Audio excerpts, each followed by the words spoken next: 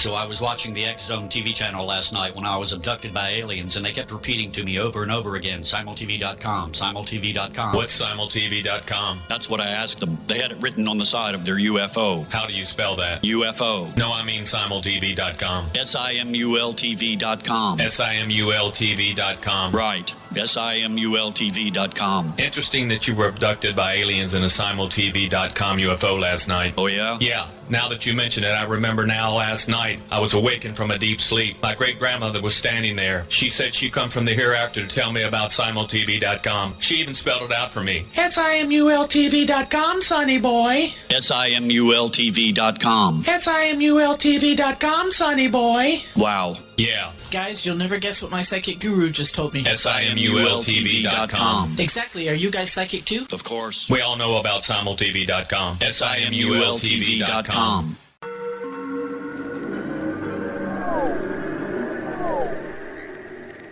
Roswell in the 21st century is a detailed re-examination of the Roswell UFO crash case. I have studied the evidence for more than 30 years, and I now put that evidence under a microscope in a cold case examination of the facts. These facts might not please everyone. They are based on my comprehensive investigation that took years to complete, but they do lead to the conclusion that whatever fell was not built on Earth.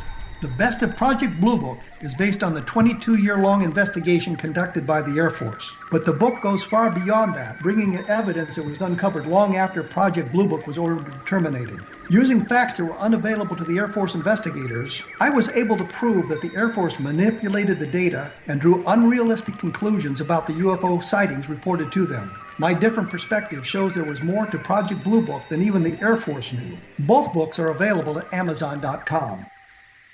Join Patty Conklin and Healing Within Radio each week. More than entertainment, Healing Within offers educational, useful tools for everyday life. Listen for help overcoming fear, anxiety, and depression. Patty knows about eliminating cancer, MS, dementia, Parkinson's, and a host of illnesses that we face every day.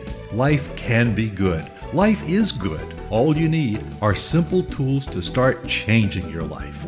Start right now by visiting pattyconklin.com, PATTICONKLIN. No matter where you are in the world, you can work with Patty through Skype, phone, or in person, visiting one of her retreats in Georgia. Visit pattyconklin.com today or call our offices at 404-474-0086. That's pattyconklin.com or call 404-474-0086.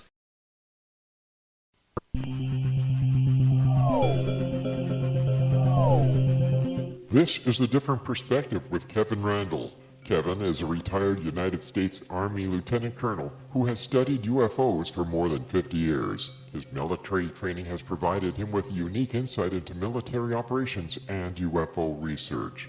Kevin has investigated many of the most mysterious cases and has been consulted for dozens of documentaries and been interviewed on hundreds of radio and television programs about UFOs. Considered to be one of the leading experts on the Roswell UFO Crash, Kevin has written more than 25 books about UFOs, including Roswell in the 21st Century and Encounter in the Desert, a re-examination of the Socorro UFO landing. Now here's the host of A Different Perspective, Kevin Randle. And welcome to this edition of A Different Perspective. I am, in fact, Kevin Randle. Before I bring on Don Schmitt to talk about some of the research that LEN Springfield did, by request, by the way, I just wanted to say one thing. I post at my blog a short synopsis of the program with links to it, and I suggest if you have questions, please submit them, and I will try to get them into the program. What has bothered me about some of this is one of the guys just went on a rant about Len Springfield, an anonymous rant, I might say, that Len is a liar and a fool and didn't know what he was doing. And Don and I will talk about this a little bit later. But what just bugs me about this is how people can hide behind their anonymous names on the internet and just spew this hatred without any sort of retribution. They don't have to know anything. They don't have to do anything. All they have to do is just type some comments and let them go. It demonstrates a lack of civility, I think, in where we are. I don't think this would have happened 15, 20 years ago, but with the internet allowing us to just spew this hatred, we engage in that repeatedly. And I just think it is horrible. I mean, I've been subject to it myself. Stan Friedman, couldn't think of his name for some reason. Stan Friedman once did an article for the MUFON Journal about 38 false claims of Don Schmitt and Kevin Randle. I eventually inherited them all, but it was merely an attack on our research and us personally, that we were government agents, that we had misclaimed this, misclaimed that, made all these stupid mistakes.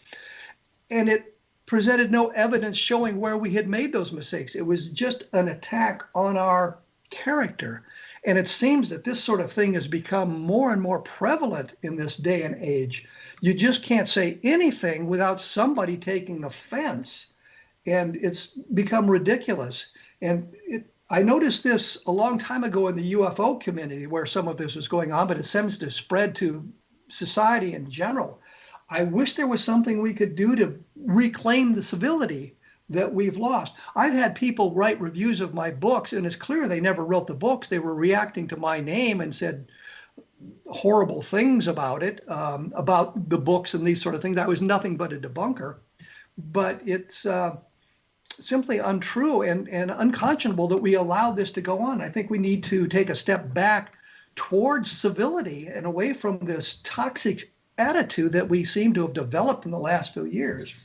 Having said all that and wasted innumerable minutes here, I'm going to be joined by Don Schmitt, who resides in his native Wisconsin, or as we say here in Iowa, Wisconsin, on a 45-acre ranch located just outside Milwaukee and Hubertus. He has a bachelor's degree from Concordia University and he has graduate courses in criminal justice at St. John's University. He has worked for the US Postal Service for the past 23 years and probably more than that now, and also worked as a freelance medical and commercial illustrator. He is the former director of special investigations and co-director of the jail and Hynek Center for UFO Studies. He teamed with me in 1988 to begin our investigation of the Roswell UFO Crash, which resulted in 2 books that we did together about that, and which was used for the ShowTime original movie Roswell.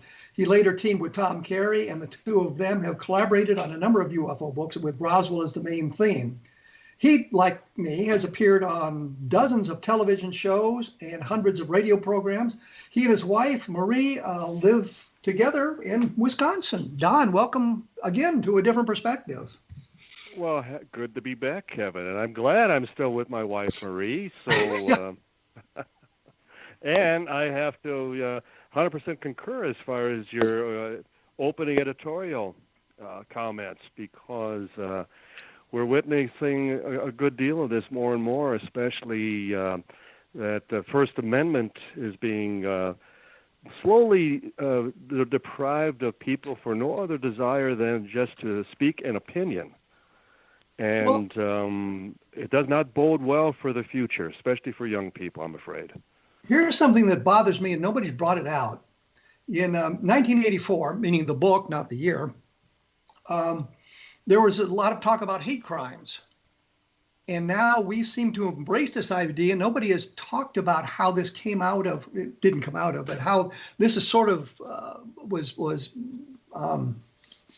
predicted by 1984. I don't understand why we have embraced hate speech and saying, well, you can't say that because it's hate speech. Any speech you want to make, you can make. That's the First Amendment. And labeling it as something else to suppress it is completely and totally wrong. But we are off on a tangent already. So let me set this up. As I said at the beginning of the program, at my blog, www.kevinrandle.blogspot.com, I put a note at the end of each of the synopsis of the programs. If you've got comments from the upcoming program, please submit them. And we got a number of questions that way. But one of them was a diatribe against Len Stringfield, which I find very hard to believe that anybody would do that. My understanding of what Len was doing as he created and maybe we should get in the history in a moment, but created his crash retrieval status reports was information he received, not necessarily that he had investigated, not necessarily information he believed, but information he had received, and he was putting it out there for other researchers to look at in the hopes that they maybe would investigate as well, or investigate it and find something about it and report that back to him. Was that your opinion of what the status reports were about? Totally. And as we both observed, and as well as we both knew Len, we observed that above everything else, he was a gentleman. He was a man of his word, and it was one of the reasons that I feel, and I think you would agree, that so many sought him out to take him into their confidence, and I'm sure, no doubt, many of them led him on wild goose chases.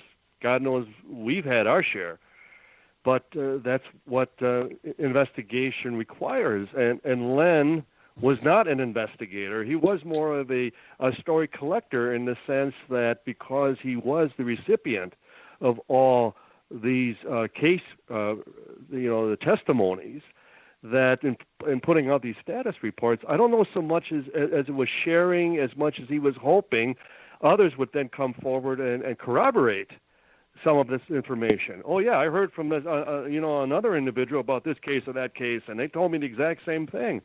So I think he was looking for more verification at times than he was hoping that others would follow up.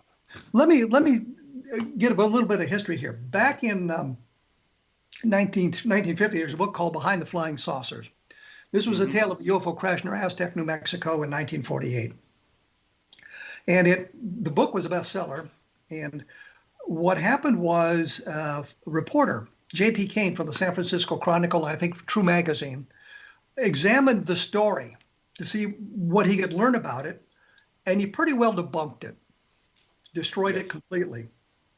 From that point on in ufology, almost all reports of UFO crashes were rejected out of hand. Nobody wanted to look at them. Nobody wanted to have them.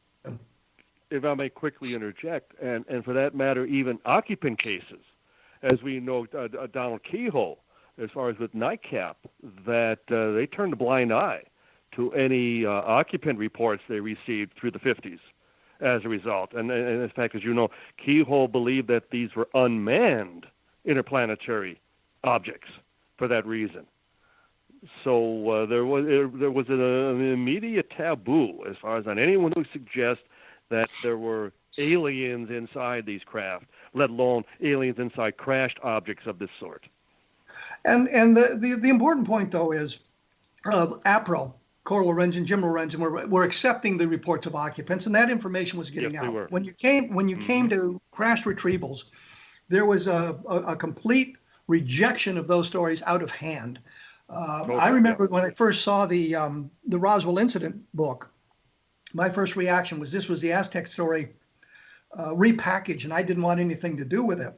But Same here. Neither one of us had read the book when we started working together. But the 8 years after the fact, we had never even read the book.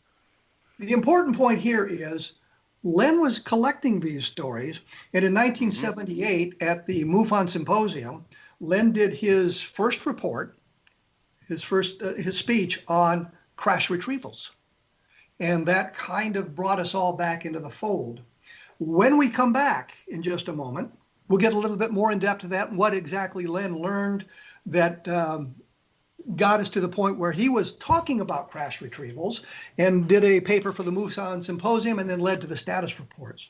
I'm here with Don Schmitt, whose book that's coming out in June. What's the name of the book that's coming out in June? Roswell, The Ultimate Cold Case. Okay. And my blog is www.kevinrandle.blogspot.com. My book is Roswell in the 21st Century, which is a dispassionate look at the case. And the latest book is called The Best of Project Blue Book, which you can find on Amazon. Take a look at that when you get a chance. We will be back right after this with Don Schmitt. So, hey, stick around.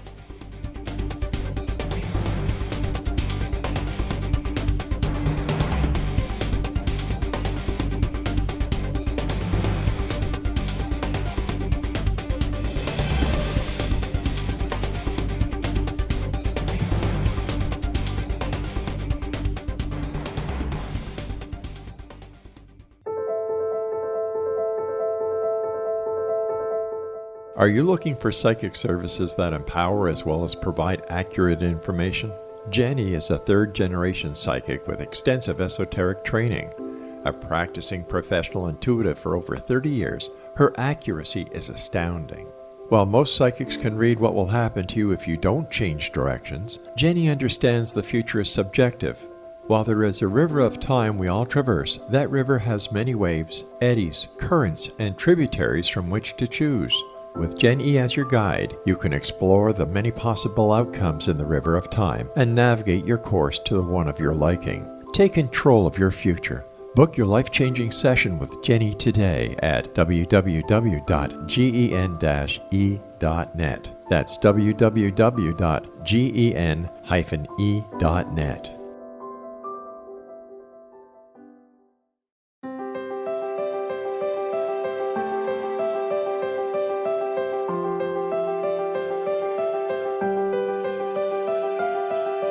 Mission Evolution is dedicated to the well-being of the planet and animals, as well as the evolution of humankind. One major factor threatening all three is increasing toxicity. Heavy metals and other environmental toxins are poisoning our bodies, deteriorating our brains, blocking our spiritual connection, and shortening our lives. Yet these poisons are extremely difficult to remove. I'm Gwilda Wiyaka, and I recently became aware of a product created from the marriage of nature and nanotechnology called Vitality. It's formulated from zoolite, whose crystalline structure binds toxins, gently carrying them out of the body. The light is only as clear as the window through which it shines. Clear your body, shine your light into the world. Visit vitalityhappens.com for a 20% discount. Enter code PATHHOME.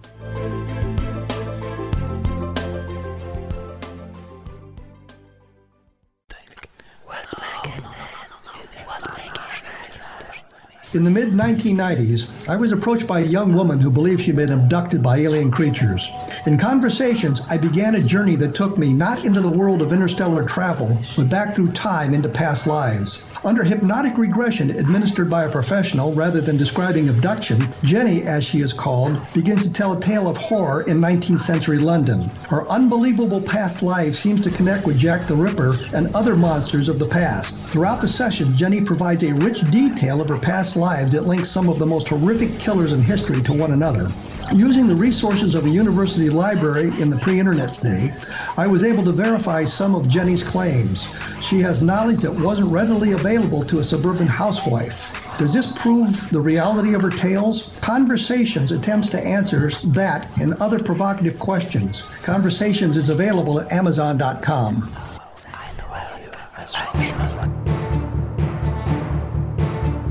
I'm here with Don Schmitt. We're going to be talking about Len Stringfield and crash retrievals, and we were doing a little bit of history on how we got to this point. And I wanted to bring up one other thing quickly. In the mid-1970s, I think it was, there was kind of a resurgent of the Aztec case. Robert Carr, who was a professor in Florida, had done something and actually talked to Len Stringfield about it. And Carr said that he'd come up with 5 witnesses who remembered the Aztec case and gave the names to Len, and Len said he knew them as well.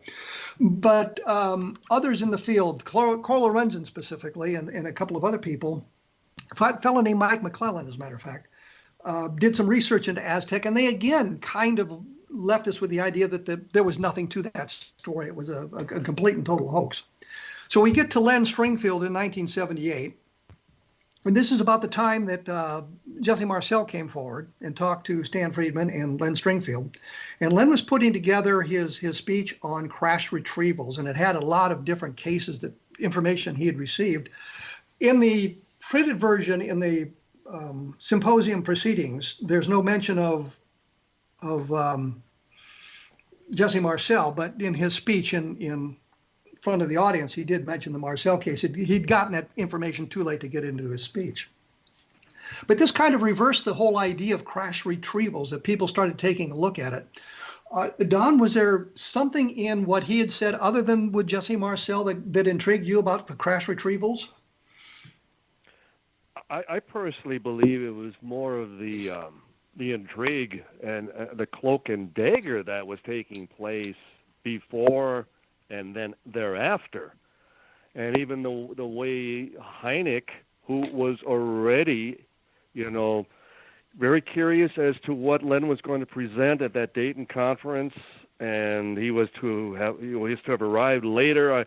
He was delayed in St. Louis, as I recalled, and then Len was quite surprised when there was Hynek, sitting in the fifth row, that he made sure he was going to be there in attendance to hear, Len's disclosures. You said cloak and dagger. Was there something else going on for this conference that involved Len? Well, Len had some threats. He talked about that there were, suits all over the hotel, including the lobby, the restroom. You recall right after he completed his talk, he had security rush up onto the stage and, quickly usher him off, that supposedly the hotel had received a number of threats, directed at him for what he was talking about. They switched his hotel room, and he claimed to have met with someone who said he was with the CIA, and they were very concerned that if Len would discuss at all any type of reverse engineering, that the Russians would be especially, interested, and that he had to tone that aspect down. Well, Len didn't have any of that information as part of his talk, and he really never did. I think Len, as you recall, was more interested in some of the autopsy doctors that he would later talk with, but I don't recall that he ever talked about any efforts into reverse engineering. But this was the time that Hynek then especially latched on to Stringfield, that Hynek felt that if anyone was receiving inside information, it was Len Stringfield. And he made every effort thereafter, for as long as Hynek was alive, to strike some type of a deal to share the information. Hynek wanted the names. He wanted to be able to talk to these people directly. And as we both remember, let me interrupt here, because I do have a question I think is pertinent to this point. You've been to a lot of MUFON conferences. I have been to a lot of MUFON conferences. Have you ever observed anything like this at any of the conferences where the one of the speakers was harassed in that fashion? Well, the other situation would be when Bill Moore essentially did his swan song at the MUFON conference in Las Vegas. But that was a whole different kettle of fish. There wasn't a lot of outside agitation going on about what Bill Moore was going to say. It was from inside the conference, where the people were just really. It was from inside the conference, and people such as Bill English and William Cooper and others who were there in attendance that were making subtle threats, and the tension in the room was such that that even when Moore finished, he slipped out the back door. But that was pre-planned by Moore. That was Moore staging the whole situation, I think. And I don't think. Yeah. This was not Len. Yeah. That was Moore who brought this upon himself. Whereas Len had no idea that he was getting into an area that was so controversial, so sensitive, that it would even enlist outside involvement. Yes. And do you have any clues to how these outside people would have learned what Len was going to speak about? I mean, I don't think he made it a big secret to the MUFON people. I mean, they knew what his speech was. It had been sent in months earlier and that sort of thing. And that would suggest that, it was somewhat reminiscent of what we would hear during the whole contact, the big conferences that they would have. And we had someone who used to serve kind of like a roadie with the Adamski and Dan Fry and Howard Menger whenever they would do conferences from city to city. And he would describe how in the front row, typically there would be Air Force brass who would just sit there and applaud and encourage, these wild tales of, flying saucer trips to Mars and Venus and visitors from other planets, that type of thing, and encouraging that whole nonsense, that element. And so to me, I felt that it was, some of these mavericks, if anybody, whether inside the UFO community or loosely attached to some intelligence agencies that were just having fun with it, or there was a deep concern that LEN was getting into an area that if there was any chance of a whistleblower coming forward, crash retrieval cases were potentially that. And given he had already talked to Jess Marcel Sr., I think they saw the possibility of the floodgates possibly opening. And they Which, needed of course, to they contain did. it in short order. Yeah. Well, the interesting thing is, I do not remember reading much about UFO crash retrievals or getting any information from the Lorenzen, for example, about crash retrievals. And I was associated with them quite a bit in the 70s and 80s before they passed away. And they really didn't get into that sort of thing. There wasn't a lot of discussion about that. How is it that Len tripped on this information? What triggered his research? Do you have a clue on that?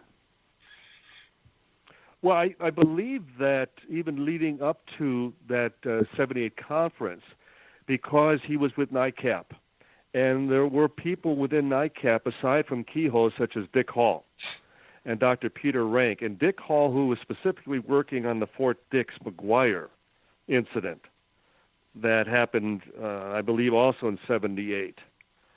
And what was the Fort Dix? What was Fort Dix incident? Just so we all the claim that an alien had actually been killed, had been shot at the base at Fort Dix McGuire in New Jersey.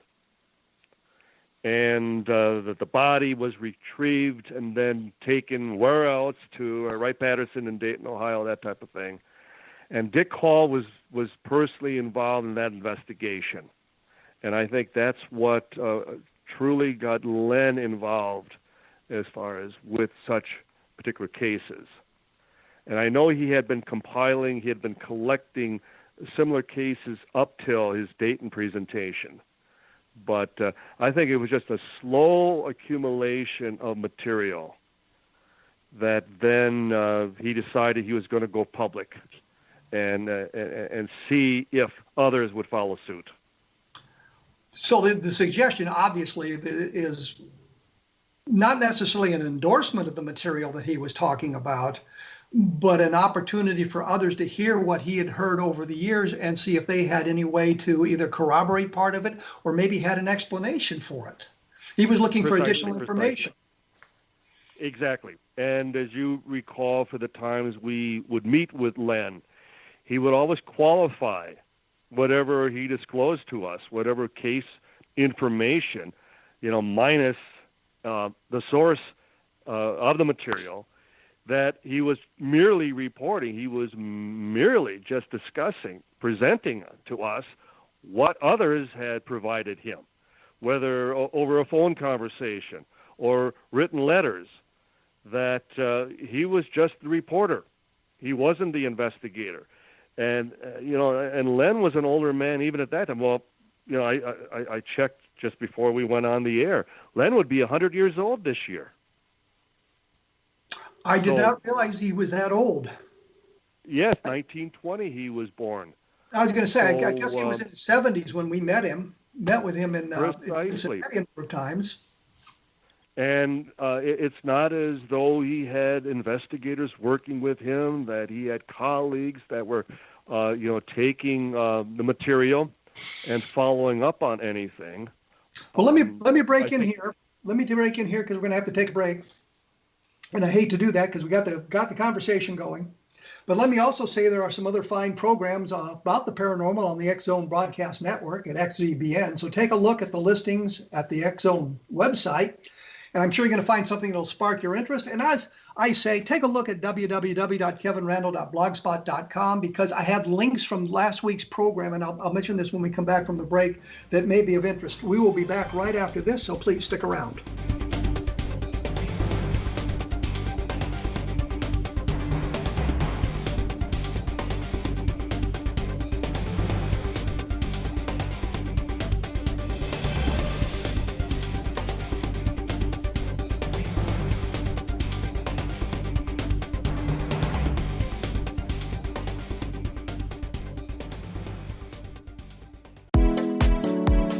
How would your life change if you could develop the business and personal skills that you need in order to make more money? Do you want to learn how to achieve your big life goals faster?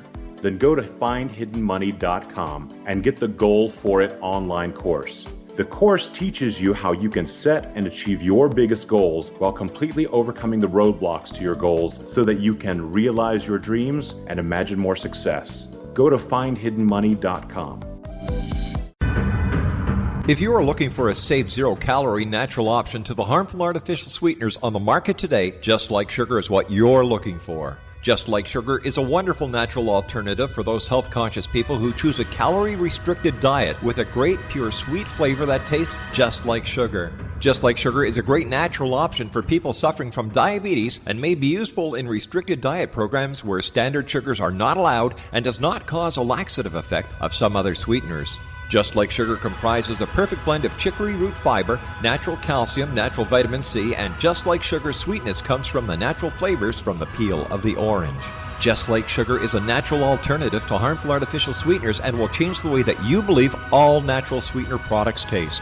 Just Like Sugar is available at your local Whole Foods markets, Wild Oats markets, Henry's, Sun Harvest, and many other fine natural food stores in the U.S., Canada, and worldwide. Audience. If you have seen a UFO, had a close encounter, seen a ghost, Bigfoot, lake monster, or a story that you would like to share or have investigated, contact me, Rob McConnell, by sending me your email to xzone@xzoneradiotv.com, or you can call toll-free 1-800-610-7035, extension 143, and on Skype, X-Zone Radio TV. For more information on the X-Zone Radio TV show with yours truly, Rob McConnell, visit www.xzoneradiotv.com or www.xzonetvchannel.com or simultv.com and xzbn.net. Until next we meet here in the X-Zone from our broadcast center and studios in Hamilton, Ontario, Canada, always remember, X-Zone Nation, keep your eyes to the sky and your heart in the light.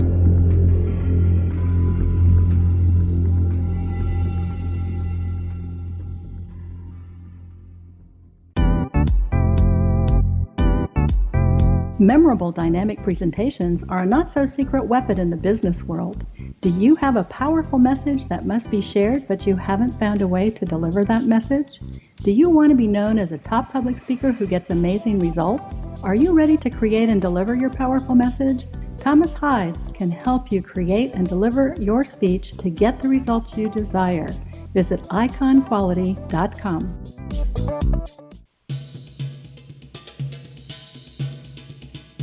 As promised, I am here with Don Schmitt. Before we went away, I started to make a comment, but I think about my blog.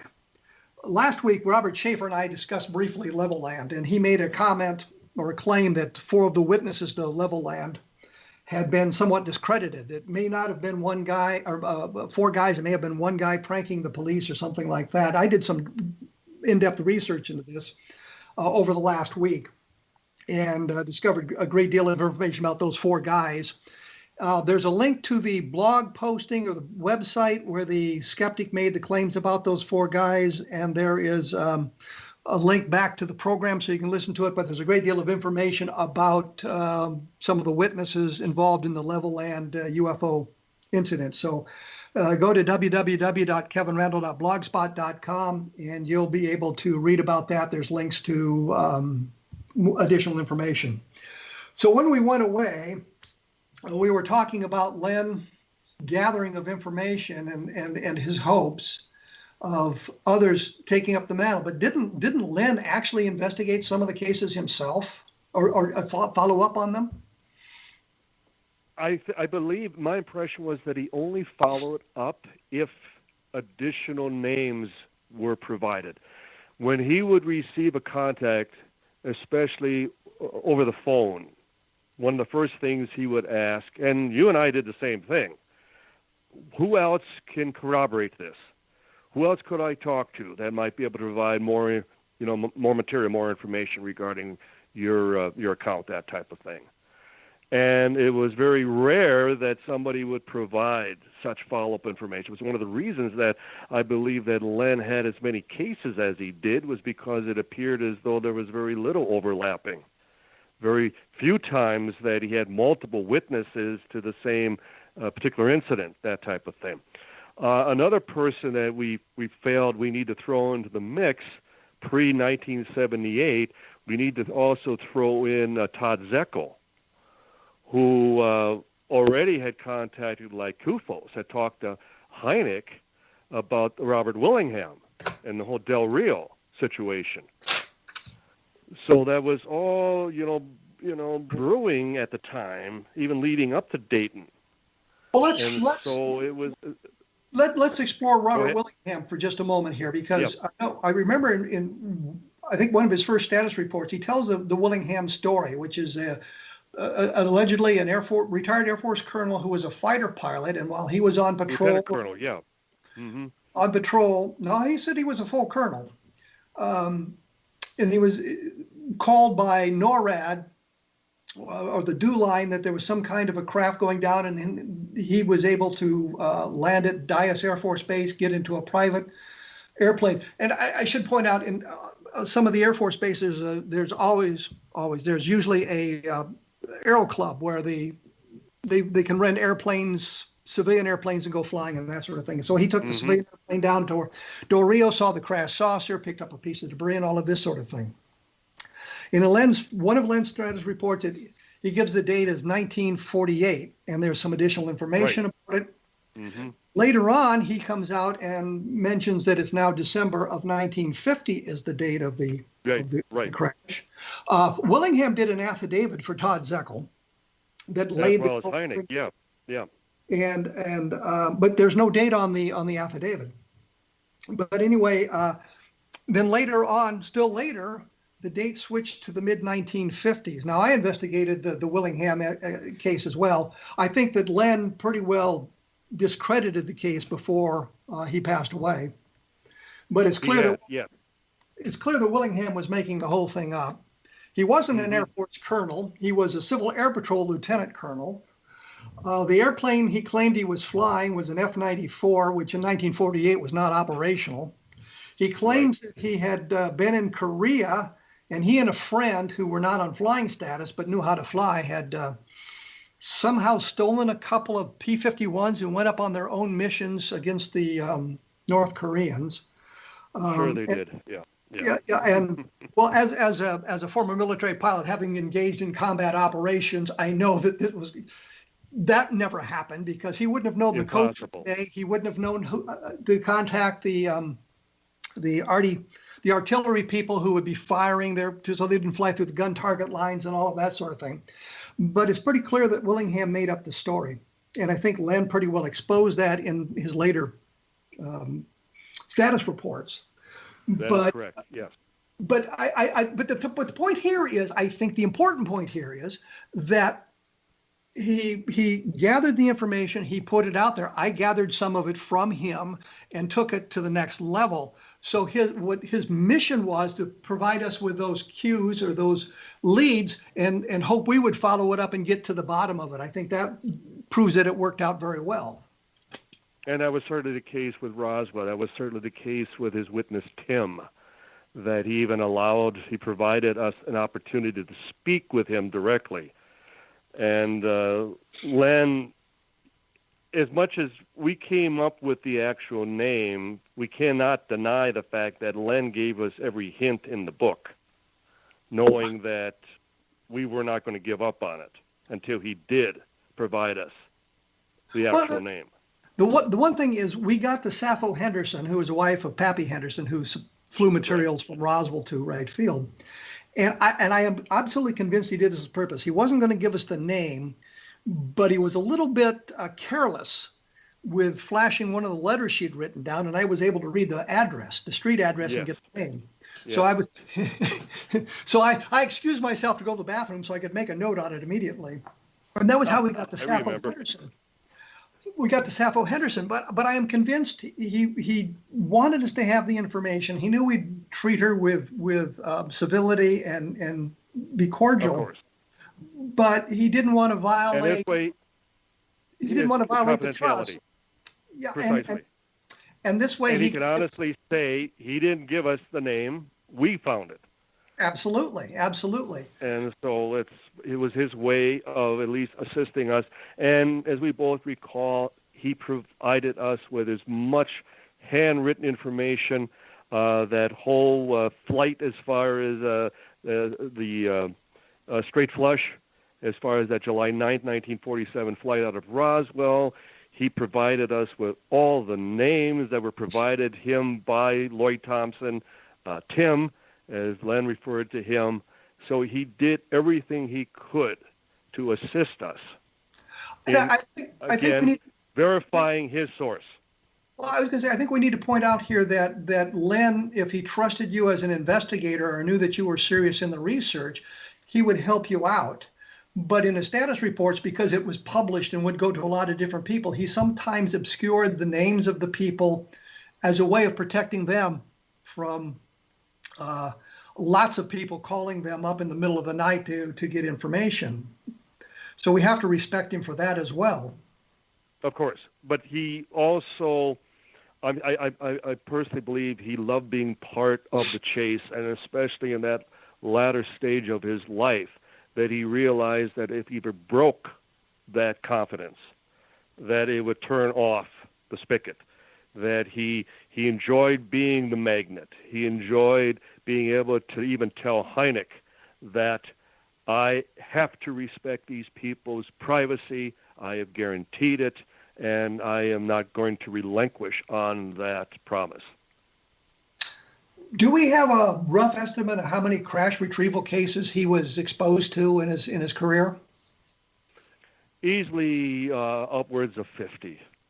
That when you go through all the status reports, and certainly most of them are totally anecdotal, fairy tales, as far as even by their very nature. In most cases, they don't even provide a time or a location as much as, I was taken out in a bus with the windows all covered, and the next thing I know, there's a crash saucer up against a dune in the desert, ground, that type of thing. So as you recall, Kevin, both of us, we had a hard time trying to link specific descriptions with other cases. The ones that always stood out to us immediately were Roswell. Obviously, those were the first ones we focused on. But after that, anything that appeared to be connected to Wright-Patterson, right field, right pad. And there were literally dozens of those cases. And I think for the fact that Len was right there in Cincinnati, not far, he's right in Ohio, and as a result, he was getting a lot of information from former, as far as base personnel from Wright-Pat. And he was a big help for us when we were following the Roswell case by providing us with names and some of the information so that we could follow the people out and suggesting avenues to follow. We'll have to come back here and talk a little bit more about Len Stringfield, and we'll find out if he had a favored case that we can pinpoint or something like that, give an idea of what he was doing at that. My book is Roswell in the 21st Century, Encounter in the Desert, which deals with the Lonnie Zamora landing. And of course, the new one is The Best of Project Blue Book, which is an opportunity to look at some of the cases that Blue Book kind of bungled. And in that book there is a long section on level land, which Robert Schaefer and I were talking about recently, to give you an idea of sort of the importance of that case because of its multiple witness nature and the like. If you've read some of these books, think about writing a review, because that helps spread the information, tease people into what's going on, and suggest avenues of research to those who are interested in doing that. I sometimes supply information to people and they have questions about certain cases, and they can do some research and supply me with information as well, which I publish on my blog, which I'll cleverly mention is www.kevinrandle.blogspot.com. We will be back after this with more on Len Stringfield.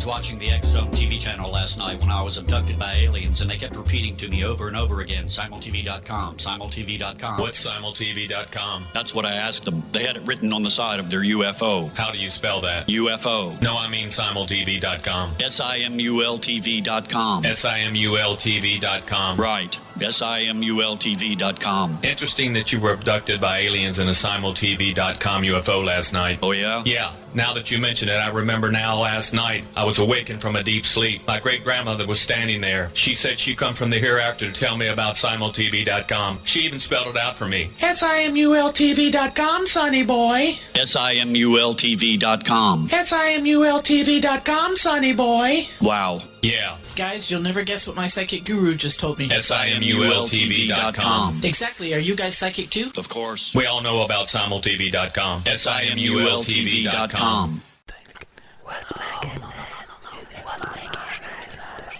In the mid-1990s, I was approached by a young woman who believed she'd been abducted by alien creatures. In conversations, I began a journey that took me not into the world of interstellar travel, but back through time into past lives. Under hypnotic regression administered by a professional rather than describing abduction, Jenny, as she is called, begins to tell a tale of horror in 19th century London. Her unbelievable past life seems to connect with Jack the Ripper and other monsters of the past. Throughout the session, Jenny provides a rich detail of her past lives that links some of the most horrific killers in history to one another. Using the resources of a university library in the pre-internet's day, I was able to verify some of Jenny's claims. She has knowledge that wasn't readily available to a suburban housewife. Does this prove the reality of her tales? Conversations attempts to answer that and other provocative questions. Conversations is available at Amazon.com.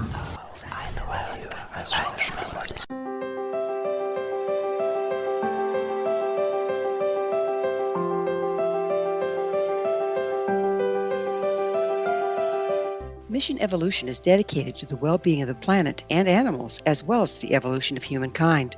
One major factor threatening all three is increasing toxicity. Heavy metals and other environmental toxins are poisoning our bodies, deteriorating our brains, blocking our spiritual connection, and shortening our lives. Yet these poisons are extremely difficult to remove. I'm Gwilda Wiyaka, and I recently became aware of a product created from the marriage of nature and nanotechnology called Vitality. It's formulated from zoolite, whose crystalline structure binds toxins, gently carrying them out of the body. The light is only as clear as the window through which it shines.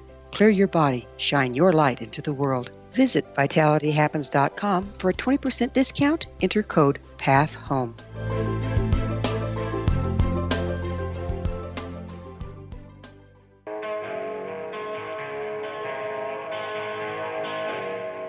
I am here with Don Schmitt. We're talking about Len Stringfield in his crash retrieval research and everything that he had done about that. Getting caught up in my own syntax here today for some reason.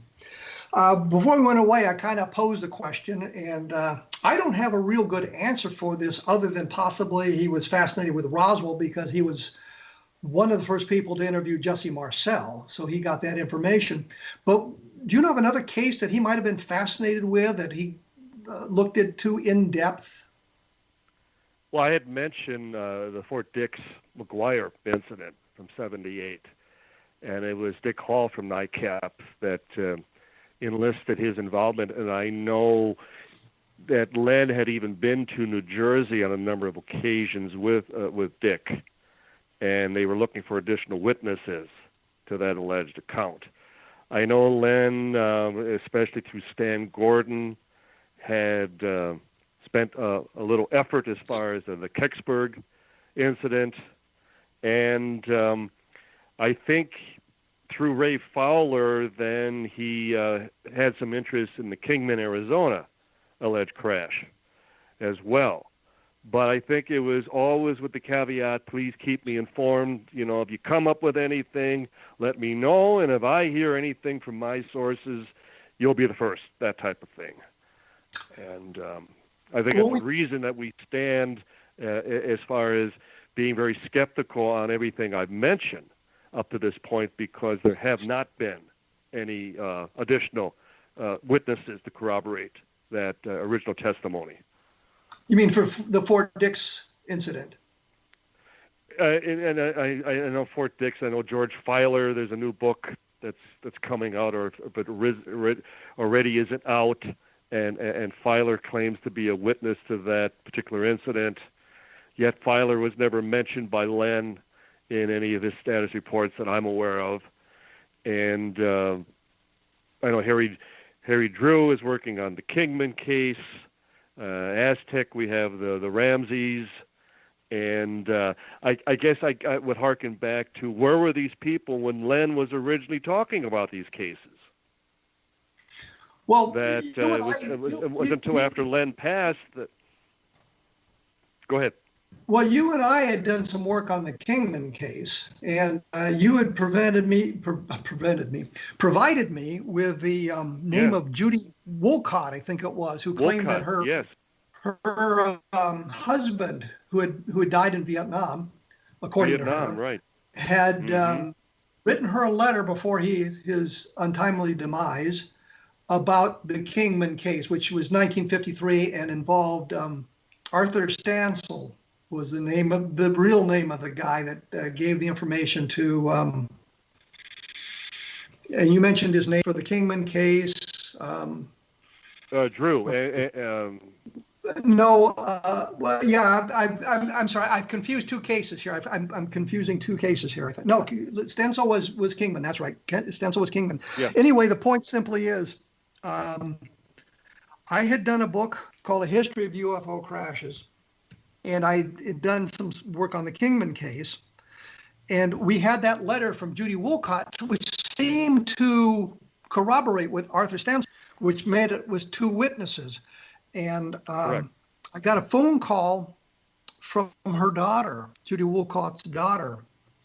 And she said that her father had not been killed in Vietnam. Mm-hmm. He had been a sailor, and his ship's captain actually told them that when they returned to the States, they would not be able to wear the Vietnam campaign medal because they never set foot in Vietnam. They patrolled in the ocean off it, and they were not eligible for it. But he had not died in Vietnam, as the story said. And she said that her mother tended to make up stuff. And so we got caught up in that sort of thing about the Kingman case. This all happened after Len had passed away. So I didn't communicate the information to him. But I think the Kingman case pretty much is a hoax. Stansel actually admitted that when he drank, he tended to make up stories. And before he told the story to the teenage boys who found it, or who talked to him about it first, he had been drinking beer all afternoon. So he was apparently embellishing something about that. So I think we can kind of write off the Kingman case, which is going to, of course, mean that I'll never be invited to Kingman to speak at their festival. But I think it's important that, we point those things out, that a lot of these cases have turned out that way. And I think Len was responsible for us learning some of that stuff. Well, yes, he was. And because he was the one who was putting out the status reports. And the others used him as, the conduit, as their vehicle for presenting information. So in many cases, it wasn't even where Len was the sole recipient of the information. He was passing on information from Dick Hall, Ray Fowler, Todd Zeckel, even Alan Hynek at times.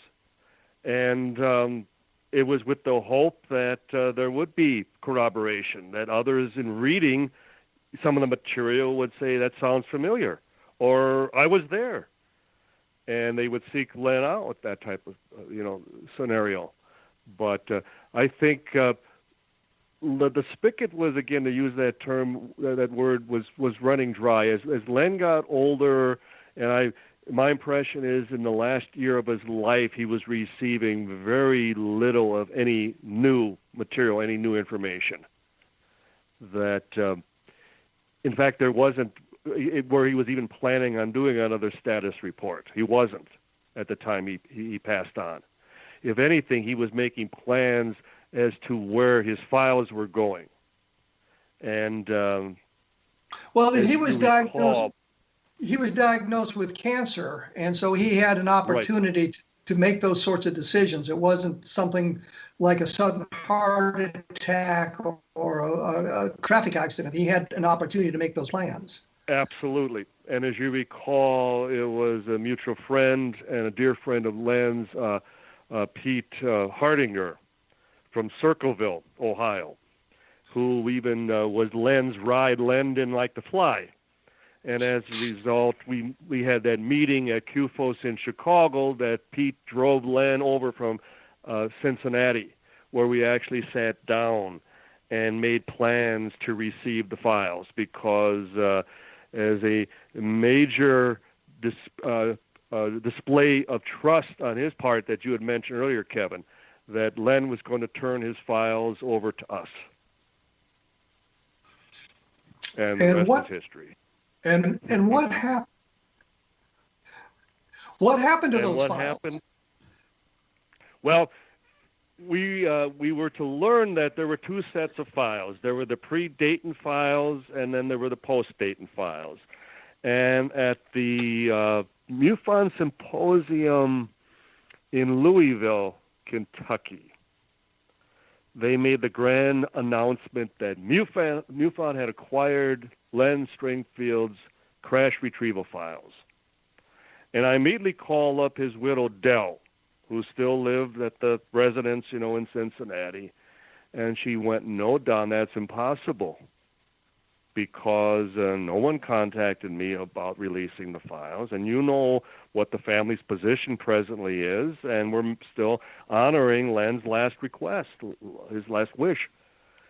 And then we learned that there were two secretaries, and that what MUFON had acquired were the first secretary's files, who had assisted Len in the pre-Dayton information, the less significant, the more mundane, they were far from the best cases that he had been working on.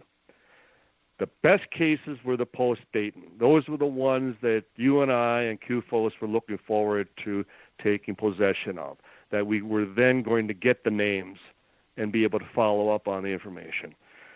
And Len, as you mentioned, had been diagnosed with cancer, and he had been hospitalized. And there was an effort to reach us. And I was out of the country at that time. I was in England. And failing that, Len receives a phone call in his hospital room, which basically was, "Len, the files aren't going to do you any good where you're going, so you might as well give them all to me." And Len was irate. That was when Len made the decision, then fine, no one's going to get them. Who made the phone call? That was our good friend Stanton Friedman. Well, let's leave it there for right now. For those of you who are paying attention, we've run out of time on this episode of A Different Perspective. Don and I are going to continue this discussion. And next week, we will have more information about Len Stringfield, what he had learned, what he did with his investigations. In the second part of this discussion of Len Stringfield, more information about the files and more information about what he had learned during his research into UFOs. I should point out, as I frequently do, that there are good programs about the paranormal on the X-Zone Broadcast Network. So go to the X-Zone website and scroll down and see what you might find that'll be of interest to you. Don's book is cleverly called, what's the new book called? I keep forgetting it. Roswell, the Ultimate Cold Case. Yes, the Ultimate Cold Time. Sorry about that. I don't know. The website is roswellinvestigator.com. Mine is www.kevinrandle.blogspot.com. Next week, as I say, I will be here again with Don Schmitt. We'll finish up our conversation on Len Stringfield because we thought it was important enough to take up 2 hours of discussion.